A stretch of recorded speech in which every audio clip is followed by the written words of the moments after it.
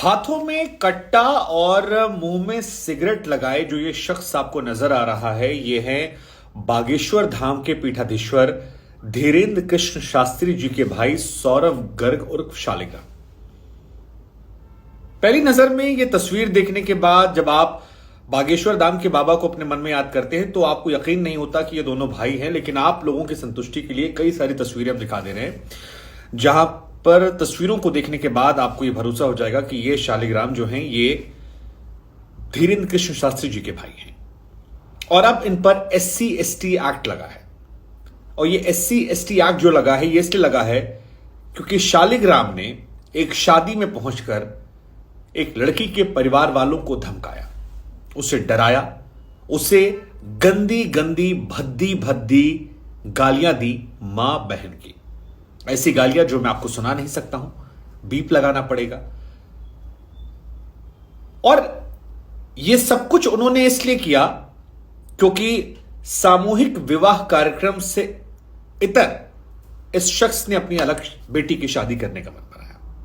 उसने कमिटमेंट कर दी थी कि वो बागेश्वर धाम के धीरेन्द्र शास्त्री जी के यहां पर जो सामूहिक विवाह हो रहा है वहां पर शादी करवाएगा। बाद में इसने अपना इंडिविजुअल कार्यक्रम करवा लिया और इसी से नाराज होकर यहां पहुंचे।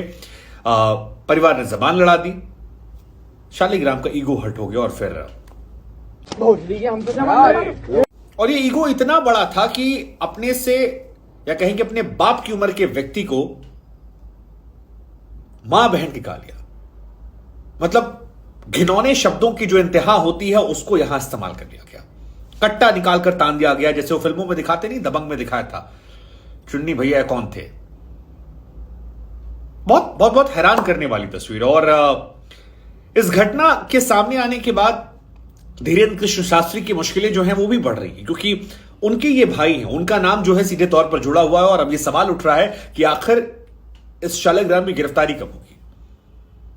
और इसमें धर्म का कोई एंगल नहीं है, सीधा सीधा मामला है। एक व्यक्ति जो अपने से बड़े उम्र के व्यक्ति की इज्जत नहीं करता, संस्कारों का पालन नहीं करता, उसे गिरफ्तार होना चाहिए। और धीरेन्द्र कृष्ण शास्त्री जी से जब सवाल पूछा गया तो वो भी कह रहे हैं कि हर बात को मुझसे लिंक मत कर दीजिए, जिसने गलत किया है उसको सजा मिलनी चाहिए। मैं कानून से आग्रह करता हूं कि कानून अपना पालन करे, कानून जो भी दोषी है उसके खिलाफ कार्रवाई करे। लेकिन फैक्ट ये है कि क्या वाकई में कार्रवाई होगी क्या? क्योंकि मध्य प्रदेश में चुनाव है, चाहे बीजेपी हो या फिर कांग्रेस से कमलनाथ को हमने बागेश्वर धाम जाते देखा, बीजेपी से शिवराज सिंह चौहान हो या फिर वहां के गृह मंत्री नरोत्तम मिश्रा जी, हर कोई जाकर बाबा के आश्रम में जा रहा है और सबको बाबा का समर्थन चाहिए ताकि चुनाव जीत सके। ऐसे में बाबा का भाई अगर ऐसी हरकत करता है तो क्या कोई जहमत उठाएगा पक्ष विपक्ष की इनके खिलाफ कार्रवाई की मांग? खैर, ये कहानी ये यहीं तक नहीं रुकती है। एक वीडियो और भी आया है जहां पर शालिग्राम जो है वो अंदर जाता है और तमाम लोगों की मौजूदगी में कट्टा उठाकर आसमानी फायर कर देता है।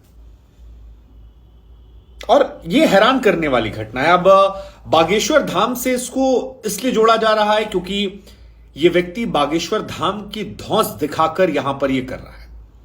यह व्यक्ति इस दंपत्ति से, इस परिवार से नाराज इस बात को लेकर है क्योंकि इस दंपत्ति ने बागेश्वर धाम की सामूहिक शादियों में खुद को शामिल ना कराकर शादी कराई।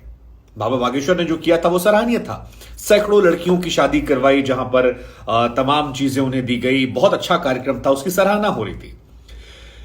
लेकिन बाबा बागेश्वर को भी यह समझना पड़ेगा कि अगर सबका रायता वो लेकर चलेंगे तो फिर जो मूल मकसद उनका है शायद वो हट जाएगा। हालांकि वो कह रहे हैं कि मेरा सारा लक्ष्य जो है वो सनातन को लेकर है, मैंने जीवन अपना बालाजी को समर्पित कर रखा है, मेरे भाई से मुझे ना जोड़ा जाए, चीजों को ना मिक्स किया जाए।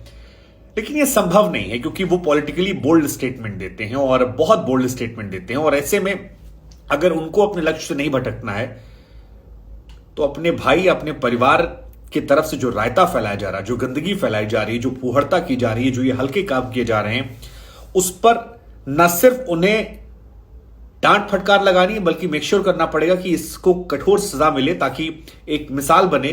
पर हमें लगा हम आपसे पूछते हैं कि क्या बाबा बागेश्वर के भाई को मध्य प्रदेश पुलिस गिरफ्तार कर पाएगी? सोशल मीडिया पर काफी माहौल बना, जिसके बाद SC/ST एक्ट लगा दिया गया है। और परिवार ने भी कहा है कि शालिग्राम ने जान से मारने की धमकी दी है।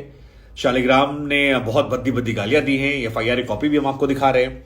लेकिन क्या मध्य प्रदेश पुलिस इतनी जहमत उठा पाएगी, और उठाएगी तो क्या वैसे ही सामान्य तरीके से ट्रीट करेगी जैसे किसी आम आदमी किया आता है? और अगर नहीं किया जाएगा तो क्या यह वाकई में धर्म की लड़ाई है? मतलब मेरा हमेशा यह कहना है कि हर व्यक्ति को अपने धर्म को बढ़ाने का अधिकार है। मैं खुद अपने धर्म में मेरी आस्था है, लेकिन मुझे फिर यह लगता है, और मैं आप तमाम लोगों से छाती ठोक कर बोलूंगा कि मानवता और इंसानियत की जहां बात आए वहां पर धर्म बड़ा नहीं होता है। और किसी भी शख्स को हमें भगवान नहीं बनाना है, इंसान बनाना है। जो आपके धर्म के लिए अच्छा काम कर रहा है उसकी सराहना करनी है, उससे समर्थन करना है। लेकिन समर्थन और आंख मूंद कर उसके गलत में सहयोग करना, इन दोनों चीज में अंतर होता है। जब आप नीतियों का समर्थन करते हैं तो आपको वो मुकाम हासिल होता है जिस वजह से आप कर रहे हैं, लेकिन जब आप व्यक्ति का समर्थन करते हैं तो फिर वो भगवान बन जाता है और फिर मुद्दों से भटक जाता है। फिर वो इर्द गिर्द एक व्यक्ति के आधारित चीजों पर आप जुड़ जाते हैं, वो मुख्य मकसद हट जाता है। बाबा बागेश्वर के तमाम समर्थकों से भी अपील करूंगा कि इस मामले पर खुलकर कहें कि ये गलत हो रहा है और इनके भाई पर कार्रवाई की मांग करें, ताकि इंसाफ जो है वो मिल जाए।